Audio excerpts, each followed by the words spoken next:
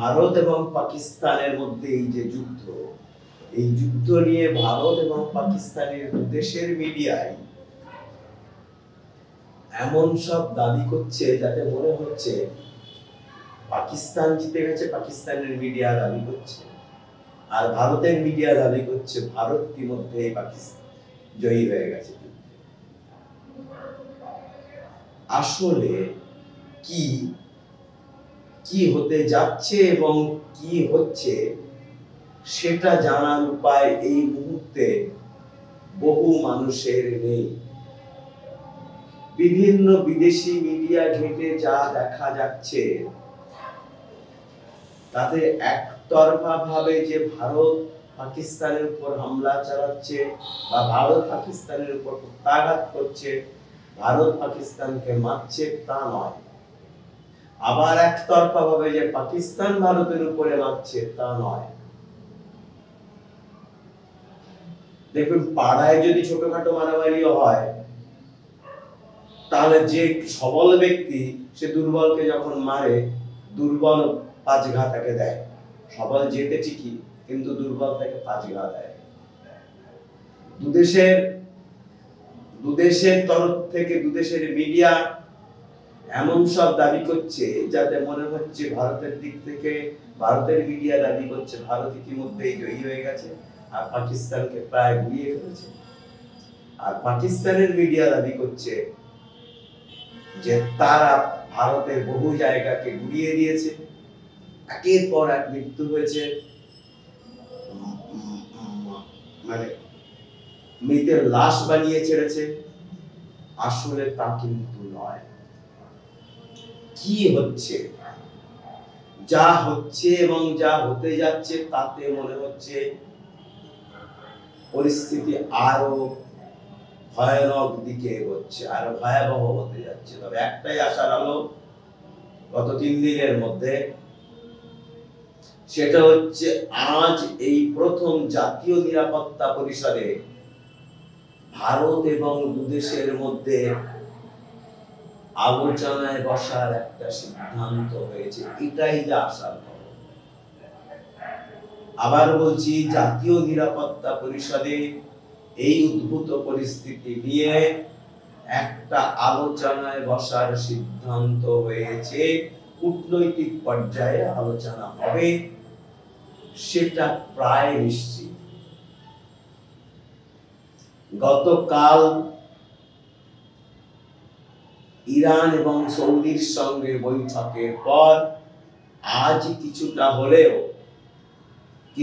হলেও পরিস্থিতির উন্নতি হয়েছে, অর্থাৎ আলোচনার পরিস্থিতির উন্নতি হয়েছে। পাকিস্তান দাবি করছে তারা নিয়মিত এই পরিস্থিতি নিয়ে ভারতের সঙ্গে যুদ্ধ পরিস্থিতি নিয়ে তারা চীন, কাতার, কুয়েত, সৌদি এবং ইরানের সঙ্গে নিয়মিত আলোচনা চালাচ্ছে এবং প্রত্যেকটা মুহূর্তে প্রতি আধ ঘন্টা অন্তর অন্তর তারা তাদের ডেভেলপমেন্টের কথা জানাচ্ছে। ভারতের সঙ্গে ইতিমধ্যে ইংল্যান্ড এবং আমেরিকার আলোচনা হয়েছে। ইউরোপীয় দেশগুলো অবশ্য বলেছে যে দুদেশের মধ্যে শান্তি বজায় রাখা উচিত, দুদেশই ঠিক করুক কবে তারা আলোচনায় বসবে এবং কিভাবে আলোচনায় বসে নিজেদের পরিস্থিতি এবং নিজেদের সমস্যাগুলো তুলে ধরে তারা সবকিছু মিটিয়ে ফেলবে। ভারতের সঙ্গে আজকে আলোচনা হয়েছে আমেরিকা আর ব্রিটেনের সঙ্গে। আমেরিকার ভাইস প্রেসিডেন্ট অবশ্য কয়েকদিন আগে যিনি এসেছিলেন এখানে, ভান্স, তিনি পরিষ্কার বলেছেন দুদেশের মধ্যেকার ঝামেলা দুদেশকেই মেটাতে হবে, আমেরিকা চায় না এসবের মধ্যে থাকতে।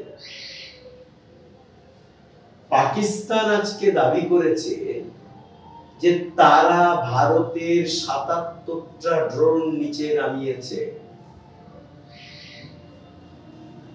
5টা ভারতীয় রাফালকে তারা গুলি করে নিচে নামিয়েছে। এই 5টা রাফাল নামাতে গিয়ে পাকিস্তান ব্যবহার করেছে চীনের 2টো যুদ্ধ বিমানকে। তাদের নাম হচ্ছে জে-10। এটা পাকিস্তানের দাবি যে তারা জে-10 কে ব্যবহার করে ভারতের 5টা রাফালকে তারা নিচে নামিয়েছে। আর ভারত দাবি করেছে পাকিস্তান 300 থেকে 400-র বেশি চীনের ড্রোন, 300 থেকে 400-র বেশি তুরস্কের ড্রোন তারা নিচে নামিয়ে ফেলেছে। আর 50টার বেশি চীনের ড্রোনকে তারা নিচে নামিয়েছে। অর্থাৎ বোঝাই যাচ্ছে যে পাকিস্তান এই যুদ্ধে পরিষ্কারভাবে তুরস্ক এবং চীনের সাহায্য পাচ্ছে। কারণ চীনের যুদ্ধ বিমান ব্যবহার করা হচ্ছে এটা নিশ্চিত, চীনের ড্রোন ব্যবহার করা হচ্ছে এটা নিশ্চিত। ইরান অবশ্য ইরানের ড্রোন যেটা যাকে বলা হয় বিশ্বের মধ্যে নাকি সবথেকে বিধ্বংসী ড্রোন, সেই ড্রোন এখনো পর্যন্ত পাকিস্তান ব্যবহার করেনি, এখনো পর্যন্ত আমরা সেই খবর পাইনি। তবে তুরস্কের ড্রোন ব্যবহার করা হচ্ছে, এটা ভারত আজ পরিষ্কারভাবে জানিয়ে দিয়েছে। দুদেশের মধ্যে সেনা পর্যায়ে ব্যাপক ক্ষয়ক্ষতি হয়েছে। অর্থাৎ পাকিস্তানের কয়েকজন সেনার মৃত্যু হয়েছে, ভারতেরও বেশ কয়েকজন সেনার মৃত্যু হয়েছে। পরিষ্কারভাবে জানা যাচ্ছে যে সীমান্তবর্তী এলাকায় কাশ্মীর, পাঞ্জাব, রাজস্থান এসব জায়গাতে আতঙ্ক কাজ করছে সাধারণ মানুষদের মধ্যে। সাধারণ মানুষকে সীমান্তবর্তী এলাকা থেকে তুলে নিয়ে এসে নিরাপদ স্থানে নিয়ে যাওয়া হচ্ছে, বিশেষ করে কাশ্মীরে। আর পাক অধিকৃত কাশ্মীরের মানুষকে পাকিস্তান তাদের নিরাপদ জায়গায় নিয়ে যাচ্ছে। ভারতের এই মুহূর্তে যা লক্ষ্য তাতে বোঝা যাচ্ছে যে জঙ্গি হামলার মূল যে জায়গা,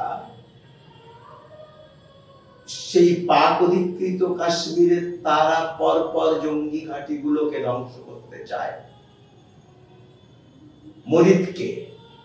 মরিদকে পাক অধিকৃত কাশ্মীরের একটা বিখ্যাত জায়গা। কেন বিখ্যাত? আমাদের কাছে ওটা কুখ্যাত, কিন্তু পাকিস্তানের কাছে ওটা বিখ্যাত। তার একটাই কারণ হচ্ছে এই মরিদকে কয়েকদিন আগে মিসাইল হামলা চালিয়েছিল ভারত। সেটা দাবি করেছেন সোফিয়া আর ভূমিকা। মরিদকে থেকে যাবতীয় জঙ্গিদের পাঠানো হয় ভারতে, এবং যাবতীয় জঙ্গি কার্যকলাপ হয় এই মরিদকে। এখানে জঙ্গিদের বহু ঘাঁটি রয়েছে, তারা ছোট ছোট শেল্টার করে থাকে। কারণ মরিদকে থেকে ভারতে হামলা চালানো বা ভারতে ঢুকে পড়াটা খুব সহজ কাজ। ভারত প্রথমেই চাইছে মরিদকে যদি তারা নিজেদের নিয়ন্ত্রণে নিতে পারে, তাহলে পাকিস্তানের ভিতরে ঢুকে আরো জবাব দেওয়া যাবে। কিন্তু পাকিস্তানে আর একটা বিপদ গতকাল থেকে শুরু হয়েছিল। আজকে পাকিস্তানের বড় বিপদ হয়ে গেছে। বালুচিস্তান আর পাকিস্তানের মধ্যে থাকবে না। ইতিমধ্যেই বালুচ লিবারেশন আর্মি, যাকে আমরা বলি BLA, কয়েকদিন আগে আপনারা জানেন যে ট্রেনের মধ্যে হামলা চালিয়েছিল এই বালুচ লিবারেশন আর্মি, বহু মানুষের মৃত্যু হয়েছিল।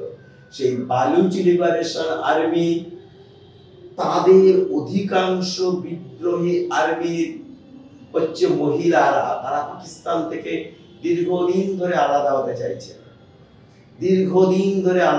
চাইছে এই বালুচিস্তানের মহিলারা। তারা আজকে সমস্ত বাড়ি থেকে, সমস্ত প্রশাসনিক ভবন থেকে পাকিস্তানের জাতীয় পতাকা নিচে নামিয়ে দিয়ে বালুচিস্তানে নিজস্ব জাতীয় পতাকা টাঙিয়ে দিয়েছে। এবং তারা আজকে ঘোষণা করেছে ঠিক আজকে থেকে আর তারা পাকিস্তানের সঙ্গে নেই, তারা স্বাধীন দেশে পরিণত হলো, অর্থাৎ তারা আর পাকিস্তানের সঙ্গে থাকবে না। এই যে গৃহযুদ্ধ পাকিস্তানের মধ্যে, এই গৃহযুদ্ধ সামলানোর ক্ষমতা এই মুহূর্তে শেহবাজ শরীফের নেই। যদি কারণ ভারতের সঙ্গে যুদ্ধ করার জন্য বালুচিস্তান থেকে প্রায় অধিকাংশ সেনাকে কাশ্মীর, পাঞ্জাব, হরিয়ানা, রাজস্থান, গুজরাটের একটা অংশ, এই সমস্ত এলাকায় পাকিস্তান সমস্ত সেনাকে তুলে এনেছে, তুলে এনে বালুচিস্তানকে প্রায় অরক্ষিত করে ফেলেছে। যে গুটি কয়েক ছিল আজকে তাদের পিটিয়ে বালুচিস্তান থেকে বার করে দিয়েছে বালুচ লিবারেশন আর্মি, অর্থাৎ বালুচিস্তানের ওই বিদ্রোহী আর্মিরা, এবং তারপর বালুচিস্তান পাকিস্তান থেকে আলাদা হয়ে গেছে। তারা আজকে স্বাধীনতা দিবস পালন করেছে, অর্থাৎ বালুচিস্তানের আর্মিরা, বালুচিস্তানের মানুষ আজকে স্বাধীনতা দিবস পালন করেছে বালুচিস্তানে। ভারতের সীমান্ত থেকে যদি এখন সেনা তুলে নিয়ে বালুচিস্তানে যেতে হয় পাকিস্তানকে, তাহলে যুদ্ধ করাটা অসম্ভব। ইতিমধ্যে পাকিস্তানের সংসদে দাঁড়িয়ে পাকিস্তানের একজন সাংসদ, তিনি পিপিপির সাংসদ, পাকিস্তান পিপলস পার্টির সাংসদ, অর্থাৎ বিলওয়াল ভুট্টো, মৃত বেনজির ভুট্টোর দল পিপিপি, সেই পিপিপির সাংসদ আঙুল তুলে শেহবাজ শরীফকে বলেছে আপনি হলেন কাপুরুষ প্রধানমন্ত্রী। ফলে পাকিস্তানের মধ্যে কিন্তু একটা বিদ্রোহ শুরু হয়েছে পাকিস্তানিদের মধ্যে, একদিকে ইমরান খান আর একদিকে শেহবাজ শরীফ। এর মধ্যে দাঁড়িয়ে পাকিস্তানকে যারা সব থেকে বেশি সাহায্য করছে তারা হলো চীন। আমি কালও আপনাদের বলেছি, আজকেও বলছি যে চীন আজকেও ভারতবর্ষকে এবং পাকিস্তানের উদ্দেশ্যে বলেছে আমরা এসবের মধ্যে নেই।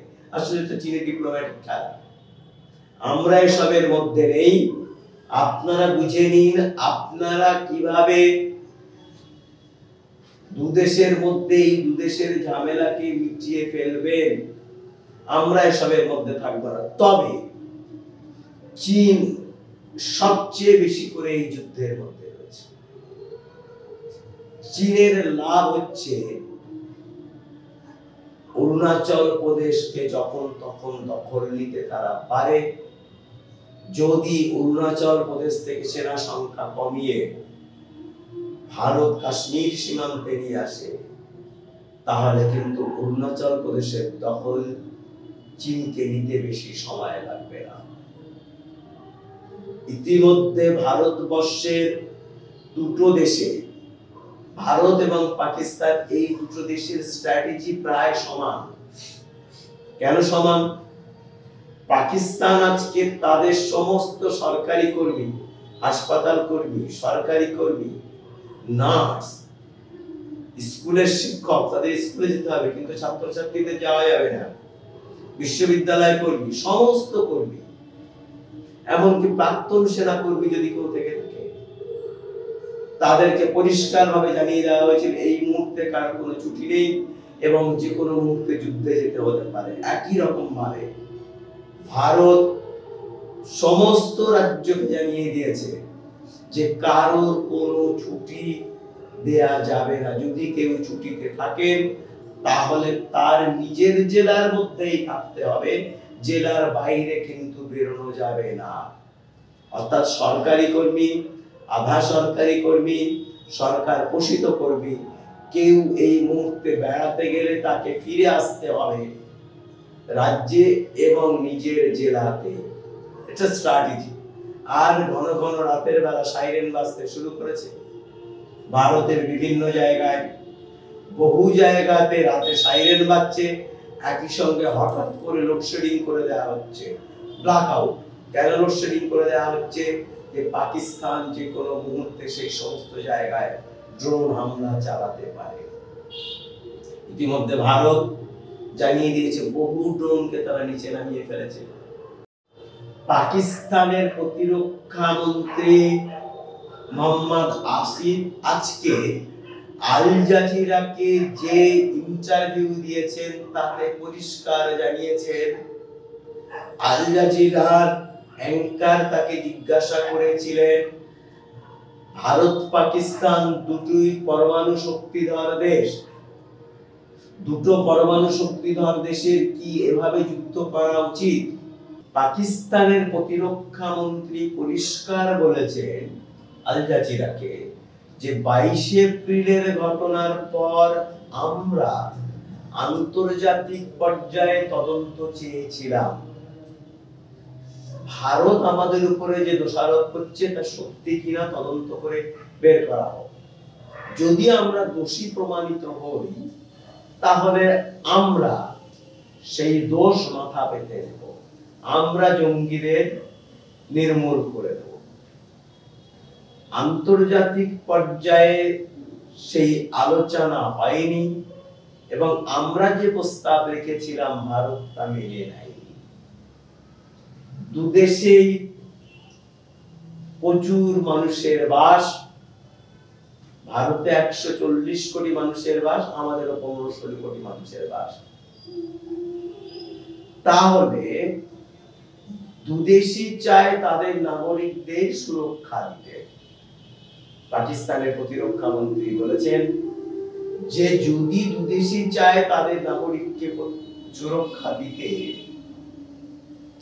তখন যদি প্রয়োজন হয় তাহলে মুখ্য অস্ত্র তাদের ব্যবহার করতে হবে। নমস্কার।